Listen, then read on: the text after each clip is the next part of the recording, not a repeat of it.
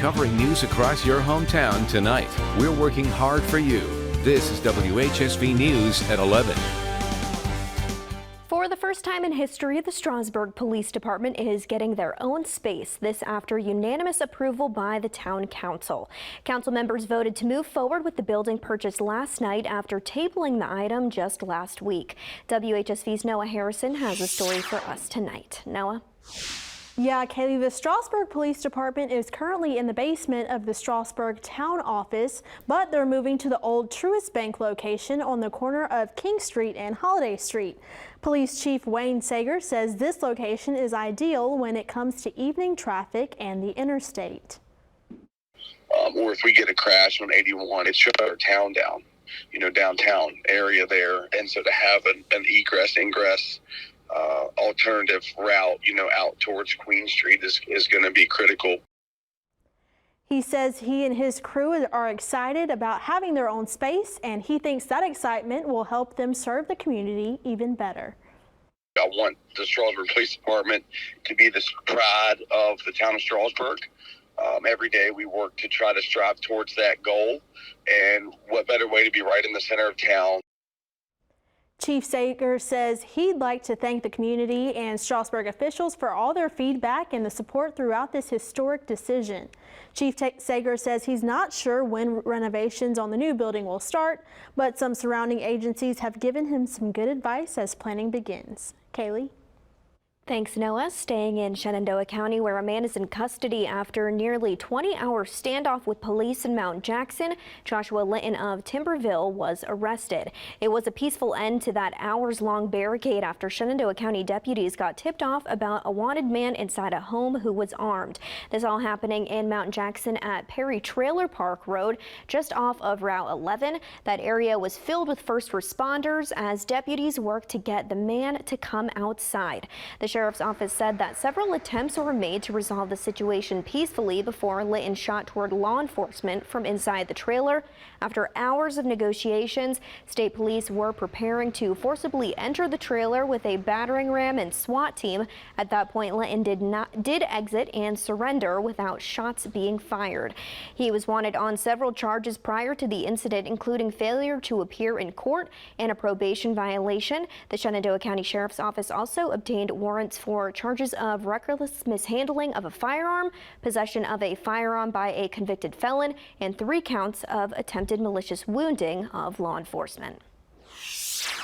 I can think of no more important issue than to finally ban assault weapons once and for all in the United States. Calls for the U.S. government to take action as doctors and gun control advocates declare mass shootings a public health crisis. About 60 physicians from around the country urged the U.S. Senate to vote on an assault weapons ban before the end of the current session. Senate Majority Whip Dick Durbin among dozens of senators at the rally in Washington, D.C. Wednesday. He said the mass shooting at a July 4th parade in Highland Park, Illinois, had a big impact on his fight for gun control.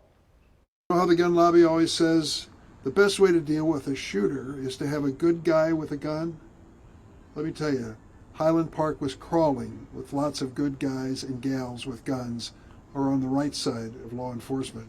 It didn't do any good. In July, the Democratic-controlled House passed an assault weapons ban, but it was doomed in the Senate. Currently, 7 states have laws on the books that ban assault weapons in at least some capacity. Good evening. I'm Chief Meteorologist Aubrey Urbanowitz. Well, we have a very wide range of temperatures across the area, but we also have a lot of fog. Take a look at the view from our White Birch Community Skycam. This is at SHD and Weir's Cave. The fog even really thickening up over the last 45 minutes or so. We have a lot of fog across the area. We do have dense fog in some spots, and that will continue overnight into tomorrow morning. So allow yourself a lot of time overnight and into tomorrow morning when driving. Now for the end of the week, by Friday and into the weekend, we're going to start to turn much cooler back into the 40s. We still have some rain on the way, but it's going to be very spotty, not widespread. And as we get into Friday night, kind of one of our last batches of rain, we will have a little bit of a wintry mix potentially. That's going to be across the very northern part of the area and across the mountains. Nothing widespread, nothing concerning. However, we could still see a little wintry mix coming down. I'll have more on what you can expect as we head towards your weekend coming up. Thanks, Aubrey. Sadness on Capitol Hill after the death of Representative Donald McEachin.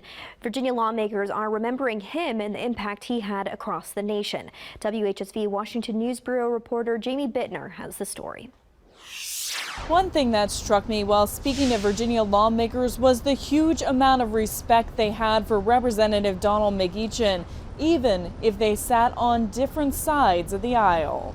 Sadly, this week we began on a somber note. Representative McEachin's death came just days after he was reelected to his 4th term in Virginia's 4th District. We wanted to take a moment of the Senate's time and share with you some more reminiscences. Virginia's senators reflecting on the man they remember as a gentle giant, as a climate champion, as a champion for the underdogs, and as a friend to people like Representative Abigail Spanberger, who celebrated her election with him in 2018. And he said, "You've won, you've won, you've won." And I said, "But I don't have the blue check mark. I don't have the blue check mark."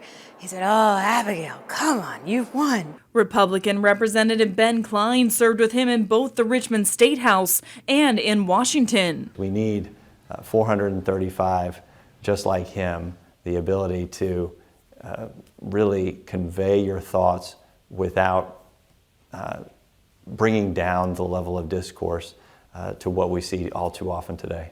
And even weeks before his death, McEachin was writing Representative Morgan Griffith about an issue McEachin wanted to tackle next year. And I told him that if we were in control, I would make sure it got looked into on our side of the aisle. Memories of the man they all call a great guy who will be sorely missed. In Washington, I'm Jamie Bittner. An Augusta County girl who is presumed to be dead would have celebrated her 5th birthday on Monday, and some community members plan to gather this weekend to honor her. There have been very few updates to Cayley Kuthrill's case since last year when she was reported missing. We learned that she was last seen in February 2021 after being placed in Candy Royer and Travis Brown's care. Community members have rallied to share Cayley's story. I believe every child that goes through something like this is just as important. And I feel like we need to do better as a community. We need to pay attention to what goes on around us and call law enforcement if we see anything that doesn't seem right, because it could save a child's life. Erin Landis is one of a group who have planned a birthday party this weekend in her honor. We have the details on WHSV.com.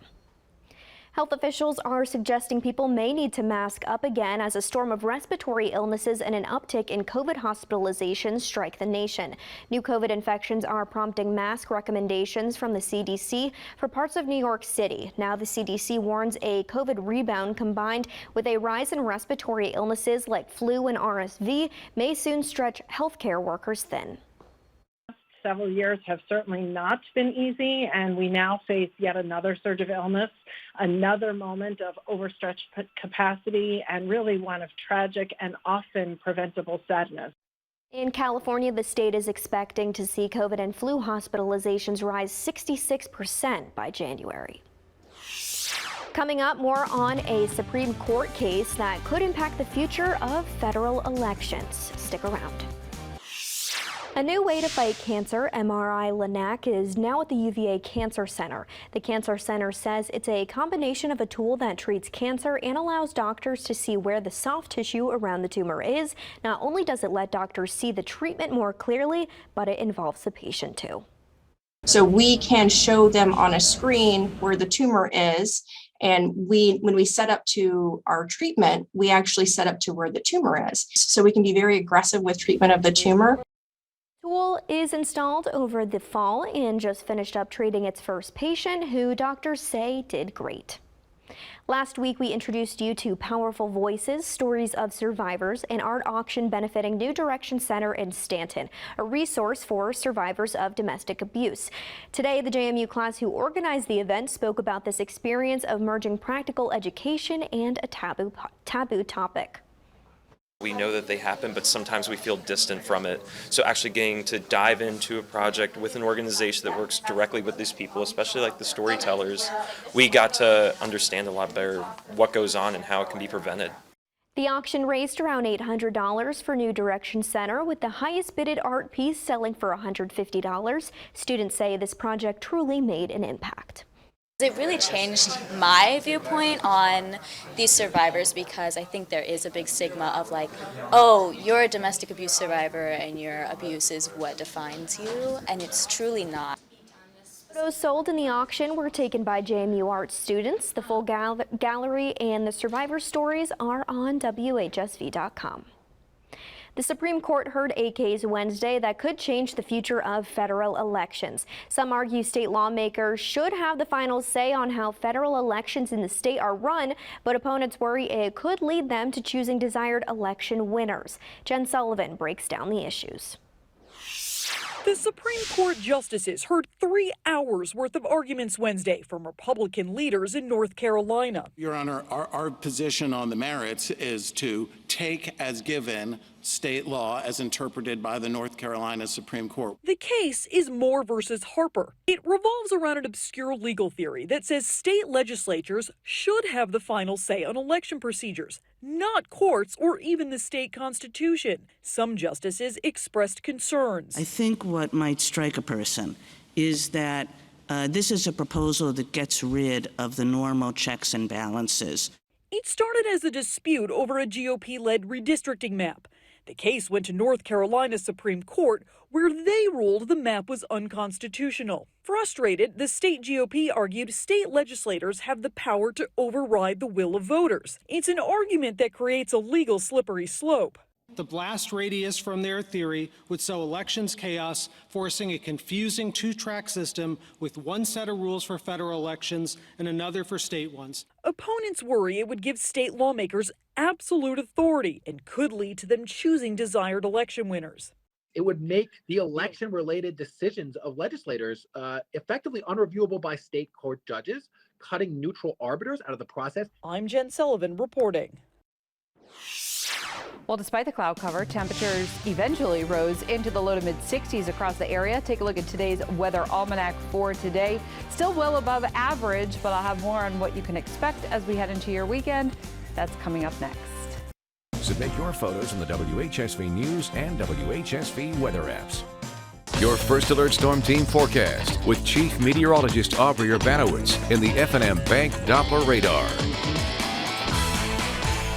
Well, we have a lot of fog across the area, and it has been getting rather thick, especially over the last hour, 90 minutes or so. So take a look at visibility below a half mile in many areas, including along parts of the Blue Ridge, as well as Rockingham, Shenandoah, and into Page counties. Elsewhere, we'll continue to see the fog getting even thicker overnight, so we will have some areas of dense fog. Allow yourself a lot of time if you still have to be driving overnight tonight or into tomorrow morning, because there will be plenty of fog around. It's still kind of damp out across the area. A lot of moisture in place, so we'll squeeze out maybe 1/100 of an inch of liquid just because of all the moisture from the fog. It's basically just a low cloud. So across the area, notice First Alert Doppler radar and satellite. This is actually not going to show you the fog. What it is showing you is where we have the clearing. That's where temperatures are dropping to the dew point number, and that's why we have the fog across the area. Now, low temperatures for tonight. We still have winds that have shifted out of the northwest behind that cold front that crossed just a couple hours ago. So eventually temperatures will start to drop into the lower 40s across the region. Some spots are still in the mid to upper 50s right now, but now that we've got the clearing, temperatures are going to start to drop more, and it will be rather chilly overnight with the fog as temperatures drop into the lower 40s. Unfortunately, once the fog mixes out tomorrow, we're still going to kind of be stuck with the clouds. We may have a few breaks at times, but overall, I'm kind of factoring in more of an overcast day once again. So not exactly a motivating day. We're going to have the cloud cover, but temperatures will still be in the 50s. It's just when you have sunshine in the 50s with light wind, that's a really nice day. When you have the cloud cover in the 50s, it's still going to feel quite chilly across the area. So highs in the low to mid 50s for the day. With a cloud cover, it's going to feel cool. We'll get a couple of spotty showers, mainly late afternoon. So no washout for tomorrow. Most of the day will be dry. And then we'll get another batch of some showers in here as we get into the evening hours. There's kind of that evening round, might not exactly look like this. And we could have a little patchy kind of freezing drizzle across the Alleghenies as temperatures drop overnight with just some lingering moisture. Now by Friday, we're going to start with a fog and cloud cover once again. We're going to stay cloudy throughout the day, and Friday will be much cooler. That's when highs are only going to be in the low 40s. We're going to stick with the cloud cover. We'll get a couple of spotty showers, mainly later into the afternoon. So again, no washout, not raining all day. And then we'll get another batch of some showers coming in into the evening hours. So here we are, 6 o'clock on Friday. We've got the cloud cover. We've got some showers starting to come in. And that's where we could see a little bit of that wintry mix, mainly across the northern part of the area and some of the mountains. So your Blue Mountain Plumbing, Heating and Cooling 7-day forecast. Now temperatures are going to be above freezing Friday night. So when we get a little bit of that moisture working in and some of the colder air across the northern tier of the area, that's where we could see a little mixing with some rain. So again, don't be surprised if you see a few snowflakes. Northern Grant, northern Hardee, northern Shenandoah County. It's not going to amount to anything, but you may just see a little bit of the mix. Of course, your Blue Mountain Plumbing, Heating and Cooling 7-day forecast on the WHSV weather app. All right, sounds good. Thank you, Aubrey. The end of WHSV's Toy Convoy is coming up this Saturday. For 26 years, we've been collecting donated toys from you for the Salvation Army to distribute to families around the valley. The Salvation Army of Eastern Augusta County has 900 kids to serve this Christmas. Donations have been pouring in, but there are certain items still on the wish list. We still are in need of things for babies, and we're also looking for action figures for little boys and girls. And staff say seeing the toy donations pile up is only part of the fun for the team. Our favorite part is when we can include the families, our families, to go and do the shopping so that they can be included in giving back to the community so that they can put a smile on someone else's face at Christmas time as well. There are several locations you can drop off toys, including Cox Construction and Plumbing. We have all the information on our website. It continues tomorrow, and we hope you join us at Stanton Walmart. All of the toys you donate to us there will be given to families in the Stanton area. We have more details about Toy Convoy right now on WHSV.com. Stick around in just a moment. You'll meet our Student Athlete of the Week. We are your home for local sports. Here's your WHSV Sports Report.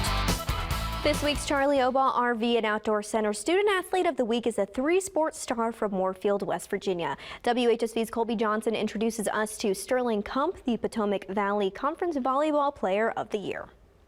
I put in a lot of work on the off season and of course during the season, and what really helped me was my teammates.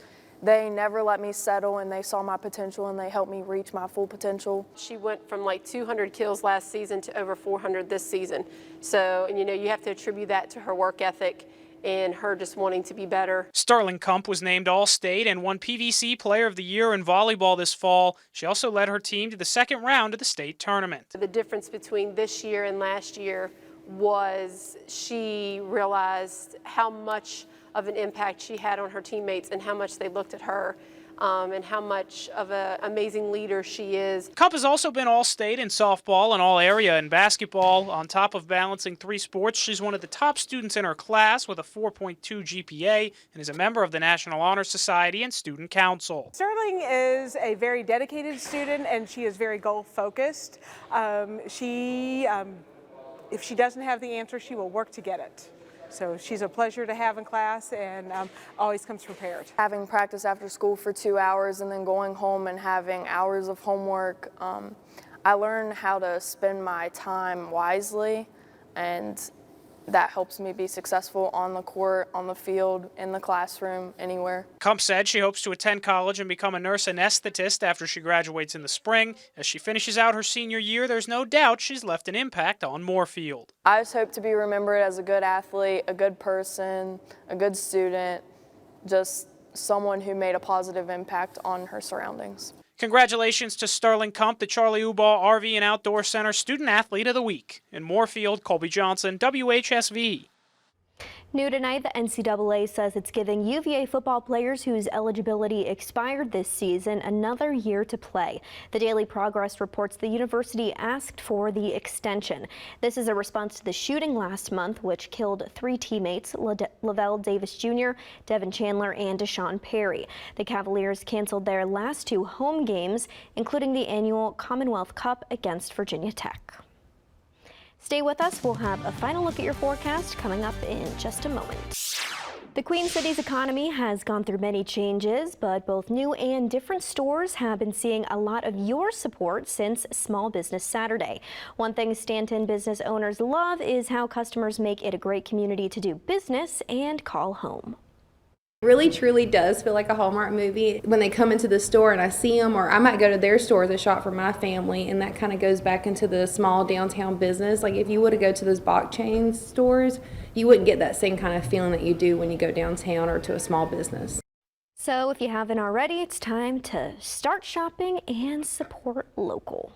Great things I love about this area. I know, there's so many unique shops. Every time you can go down a new street and find something new. So many creative people. And you know what I actually learned maybe like a year ago is that on Etsy, you know, Etsy International, you can actually shop by location. Now I think you have to enter in a town. You can't put in Shenandoah Valley, but you could put in Stanton or Waynesboro and see who locally has a shop, which is I'm gonna try that. Which is actually kind of cool. I kind of stumbled upon it one day, but I wish it was a little bit better so you could kind of check, you know, put within 50 miles of a certain zip code, but you could still find some local shops that might not have an actual storefront. So that's great. Either way, it's still supporting local. That's how you got to do it. All right, we've got a lot of fog across the area. Looks like the batch that we had at the airport has at least gotten better, but this is just going to continue to come in waves for tonight. So we'll have a lot of fog, and you might even notice driving down the road, you'll hit a really dense patch, and then you'll start to come out of it, and then you might hit another dense patch. So we're going to have plenty of fog into tomorrow morning. Again, the view from our White Birch Community Skycam on, let's see, this is on WHSV.com, but this is from Weir's Cave. You can always check the Virginia VA 511 traffic cameras before heading out. All right, thanks for joining us tonight. Daybreak starts tomorrow morning at 5. Have a good night.